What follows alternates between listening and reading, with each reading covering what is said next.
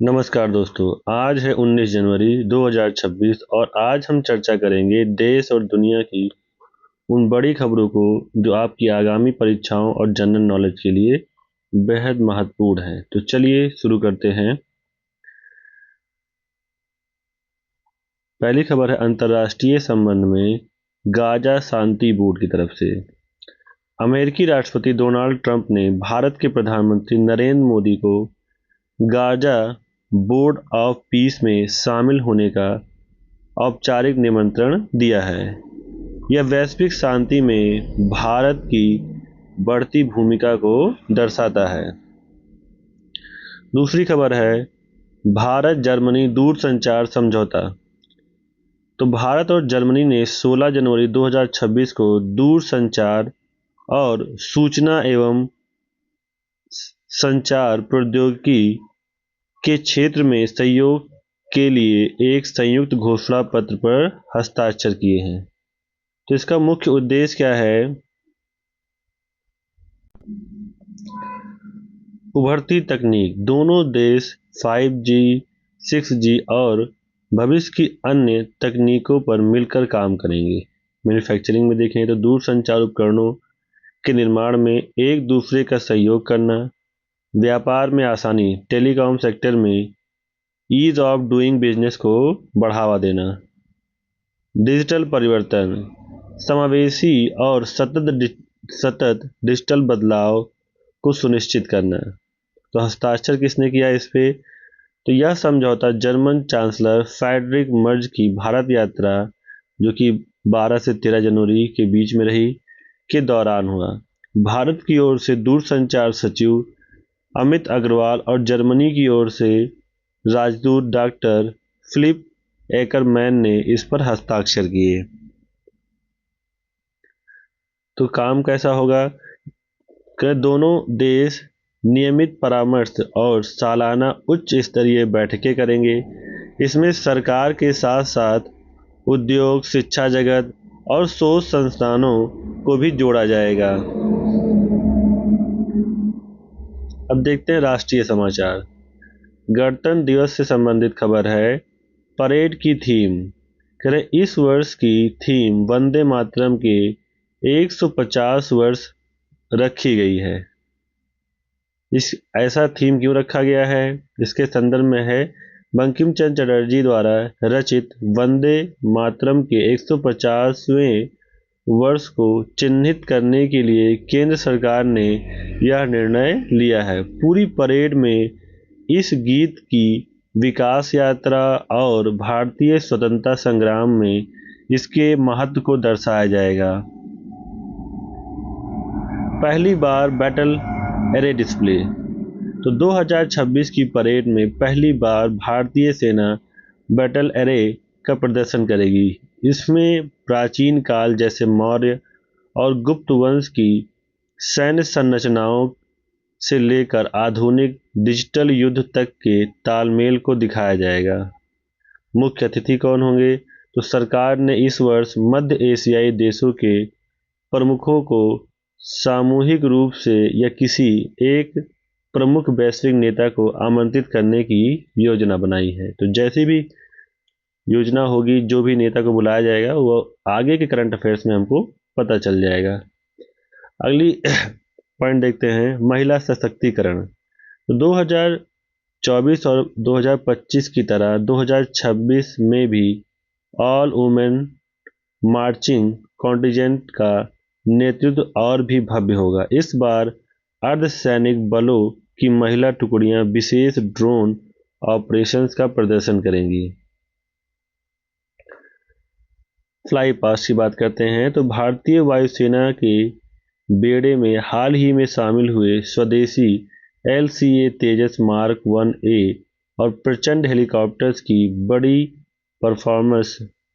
Formation इस बार कर्तव्य पथ पर आकर्षण का केंद्र होंगी। अगली खबर है भगोड़ा आर्थिक अपराधी।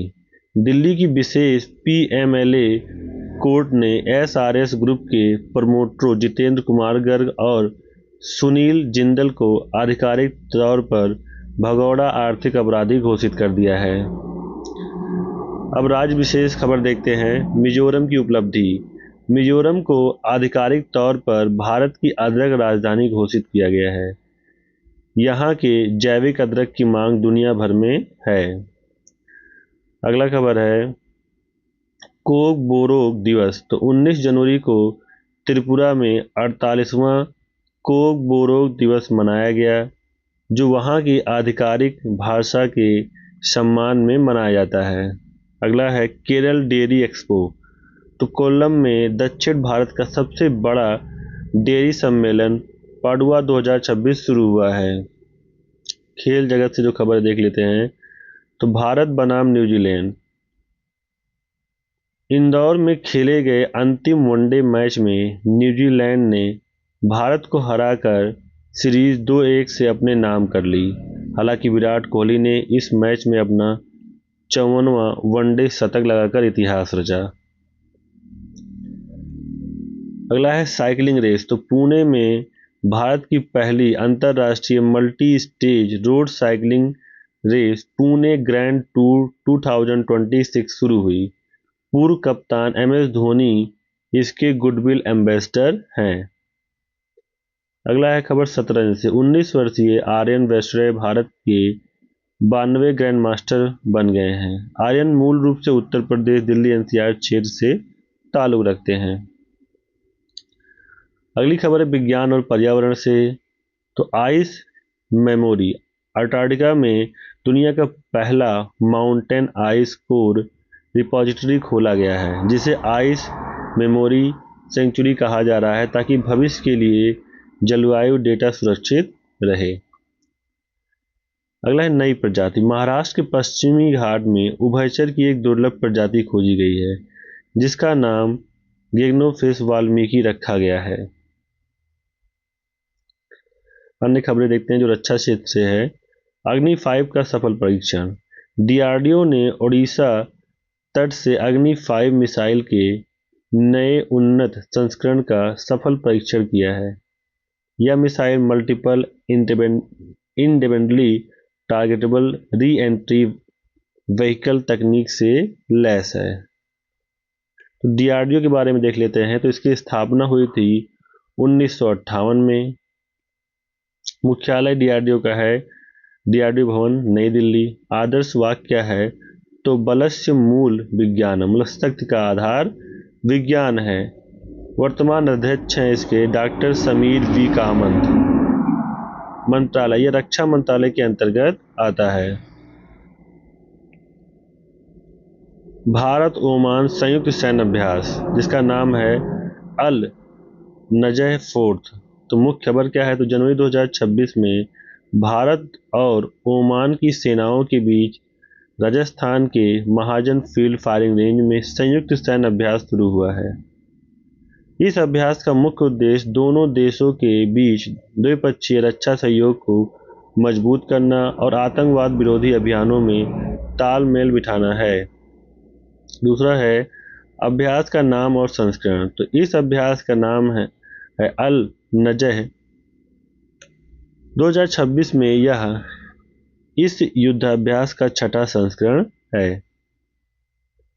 मुख्य बिंदु क्या है? तो प्रतिभागी इसमें भारतीय सेना की एक इन्फेंट्री बटालियन और ओमान की शाही सेना के जवान हिस्सा ले रहे हैं। तो फोकस में क्यों है? यह अभ्यास मुख्य रूप से संयुक्त राष्ट्र के चार्टर के तहत आतंकवाद विरोधी अभियानों, मानवीय सहायता और आपदा राहत कार्यों पर केंद्रित है। तकनीक की बात करें इसमें क्या होगी? तो इसमें आधुनिक हथियारों जैसे ड्रोन तकनीक और रेगिस्तानी युद्ध कौशल का साझा अभ्यास किया जा रहा है। तो भारत ओमान के अन्य रक्षा अभ्यास देख लेते हैं। तो ओमान भारत के सबसे करीबी रणनीतिक साझेदारी में से एक है। दोनों देशों के बीच अन्य अभ्यास भी होते हैं, जैसे यहाँ पे 2 नाम और दिए गए हैं। नसीम अल बहर, ये नौसेना अभ्यास है, और ईस्टर्न ब्रिज, ये वायुसेना का एक अभ्यास है। अर्थव्यवस्था और व्यापार की बात करें तो एप्पल का नया रिकॉर्ड। एप्पल ने भारत में अपना अब तक का सबसे बड़ा एप्पल स्टोर बेंगलुरु में खोलने की घोषणा की है, जो 2026 के अंत तक शुरू होगा। अगला जीएसटी संग्रह से, तो जनवरी के मध्य तक के डेटा के अनुसार भारत का जीएसटी कलेक्शन पिछले साल के मुकाबले 12% की वृद्धि से दर्ज कर चुका है। नियुक्तियां, नवनियुक्त राजदूत, वरिष्ठ राजनयिक विनय मोहन क्वत्रा को अमेरिका में भारत का नया राजदूत नियुक्त किया गया है। सेबी का नया फैसला, सेबी ने शेयर बाजार में छोटे निवेशकों की सुरक्षा के लिए T+0 मतलब टी मतलब है यहाँ पे ट्रेडिंग +0 सेटलमेंट सिस्टम को और अधिक विस्तार देने का निर्णय लिया है। तकनीक और एआई पे बात कर लेते हैं। तो है भाषी एआई से संबंधित खबर। भारत सरकार ने भाषी एआई प्लेटफॉर्म ने अब 22 भाषाओं या 22 भारतीय भाषाओं में रियल टाइम अनुवाद की सुविधा शुरू कर दी है, जिसे ग्रामीण क्षेत्रों के लिए वरदान माना जा रहा है। इसरो का अगला कदम, इसरो ने शुक्रयान फर्स्ट मिशन के लिए पेलोड डिजाइन को अंतिम रूप दे दिया है, जिसे 2026 या 27 के शुरुआत में लॉन्च किया जाना है। पुरस्कार और सम्मान की बात करें तो पद्म पुरस्कार 2026 चर्चा। गृह मंत्रालय ने संकेत दिया है कि इस साल पद्म पुरस्कारों की सूची में गुमनाम नायकों और सोशल एआई इनोवेटर्स पर विशेष ध्यान दिया जाएगा। अब बात करते हैं आज के इतिहास के। पहला है महाराणा प्रताप की पुण्यतिथि है आज। तो 1597 में आज के ही दिन मेवाड़ के महान योद्धा महाराणा प्रताप का निधन हुआ था। उन्होंने मुगल सम्राट अकबर के खिलाफ वीरतापूर्ण संघर्ष किया और कभी अधीनता स्वीकार नहीं की। हल्दी घाटी का युद्ध उनके साहस की मिसाल है। दूसरा है श्रीमती इंदिरा गांधी का प्रधानमंत्री बनना। 1966 में इन्हें प्रधानमंत्री चुना गया था। तो लाल बहादुर शास्त्री के निधन के बाद आज के ही दिन इंदिरा गांधी को भारत के प्रधानमंत्री के रूप में चुना गया था। वे भारत की पहली और अब तक की एकमात्र महिला प्रधानमंत्री बनी। तीसरी खबर है कश्मीरी पंडितों का पलायन। तो 1990 में आज के ही दिन कश्मीरी पंडितों के लिए सबसे दुखद माना जाता है। घाटी में बढ़ते आतंकवाद के कारण 19 जनवरी 1990 को भारी संख्या में कश्मीरी पंडितों को अपना घर छोड़कर पलायन करना पड़ा था। इसे विस्थापन दिवस के रूप में भी याद किया जाता है। जेम्स वाट का जन्म 1736 में आधुनिक युग की औद्योगिक क्रांति के जनक और स्टीम इंजन का आविष्कार करने वाले महान वैज्ञानिक जेम्स वाट का जन्म आज के दिन स्कॉटलैंड में हुआ था। अगला है ओशो का निधन। 1990 मशहूर आध्यात्मिक गुरु ओशो का निधन आज के दिन पुणे में हुआ था। उनके दर्शन और विचारों ने पूरी दुनिया में हलचल मचा दी थी। अगला है भारत का पहला परमाणु रिएक्टर। 1957 प्रधानमंत्री जवाहरलाल नेहरू ने आज ही के दिन मुंबई के ट्रॉम्बे में देश के पहले परमाणु अनुसंधान रिएक्टर अप्सरा का औपचारिक उद्घाटन किया था।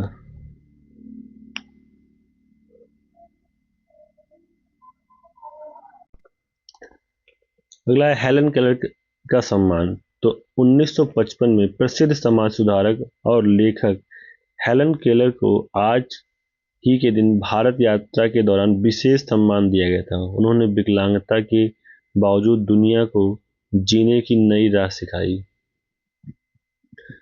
अगला है आज के दिन मार्टिन लूथर किंग जूनियर दिवस अमेरिका में और त्रिपुरा का कोक बोरे दिवस मनाया जा रहा है। तो अब इनसे संबंधित हम लोग जो एमसीक्यू क्वेश्चन है उनको देख लेते हैं। पहला है जनवरी 2026 में अमेरिकी राष्ट्रपति ने किस भारतीय नेता को गाजा बोर्ड ऑफ पीस में शामिल होने के लिए आमंत्रित किया है? बताइए। एस जयशंकर, नरेंद्र मोदी, राजनाथ सिंह या अमित शाह? बताइए कौन सा ऑप्शन करेक्ट है।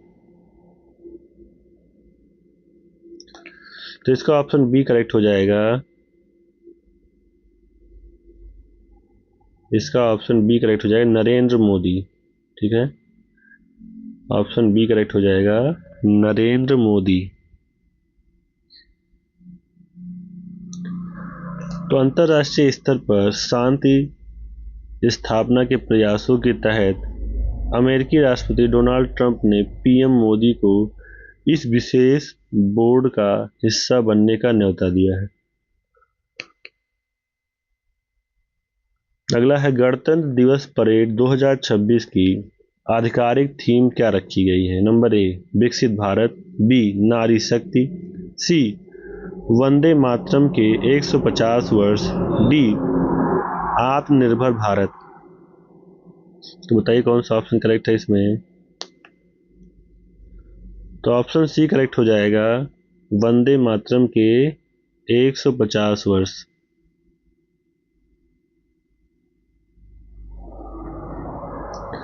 तो इस वर्ष की परेड बंकिम चंद्र चटर्जी द्वारा रचित राष्ट्रीय गीत वंदे मातरम के 150 साल पूरे होने के उपलक्ष्य में मनाई जा रही है।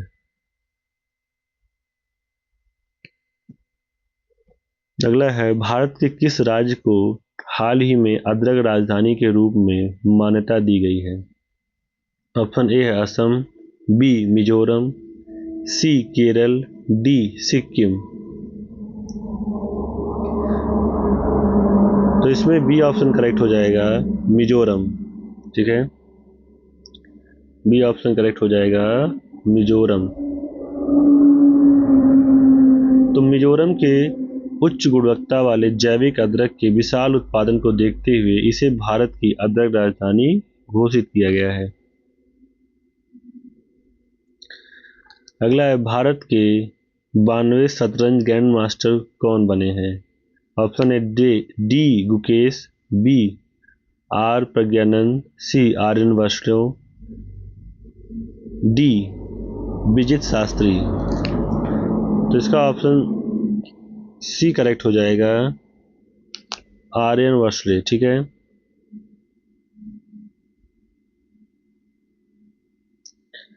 अगला है, 19 जनवरी को किस राज्य ने अपना 48वां कोक बोरोक दिवस मनाया है? ऑप्शन ए है मणिपुर। बी, मेघालय। सी, त्रिपुरा। डी, नागालैंड। तो इसका ऑप्शन सी सही हो जाएगा, त्रिपुरा।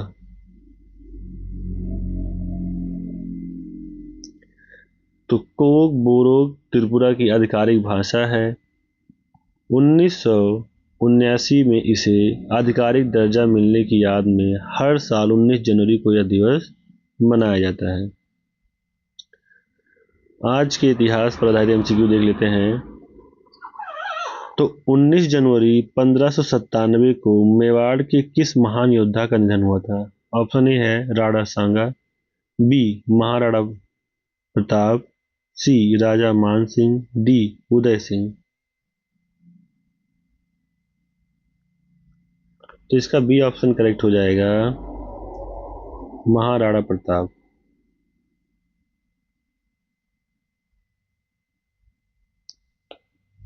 अगला है, भारत की पहली महिला प्रधानमंत्री के रूप में इंदिरा गांधी को पहली बार किस वर्ष चुना गया था? ऑप्शन ए है 1947। बी, 1962। सी, 1966। डी, 1971।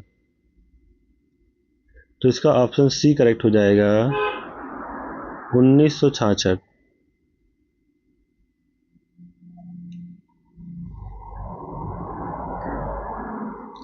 तो लाल बहादुर शास्त्री के आकस्मिक निधन के बाद 19 जनवरी 1966 को इंदिरा गांधी पहली बार देश की प्रधानमंत्री चुनी गई थी। अगला है, स्टीम इंजन का आविष्कार करने वाले जेम्स वाट का जन्म किस देश में हुआ था? ऑप्शन ए है America. B, Germany. C, Scotland. D है फ्रांस। तो इसका ऑप्शन सी करेक्ट हो जाएगा, स्कॉटलैंड। ठीक है, तो प्रसिद्ध इंजीनियर और वैज्ञानिक जेम्स वाट का जन्म 19 जनवरी 1736 को स्कॉटलैंड में हुआ था। उनके आविष्कार ने औद्योगिक क्रांति को जन्म दिया। तो ये थे आज के मुख्य करंट अफेयर्स। अगर आपको यह जानकारी पसंद आई हो तो वीडियो को लाइक करें और डेली अपडेट्स के लिए हमारे चैनल को सब्सक्राइब करें। इसकी PDF के लिए नीचे दिए गए लिंक पर जा सकते हैं। धन्यवाद।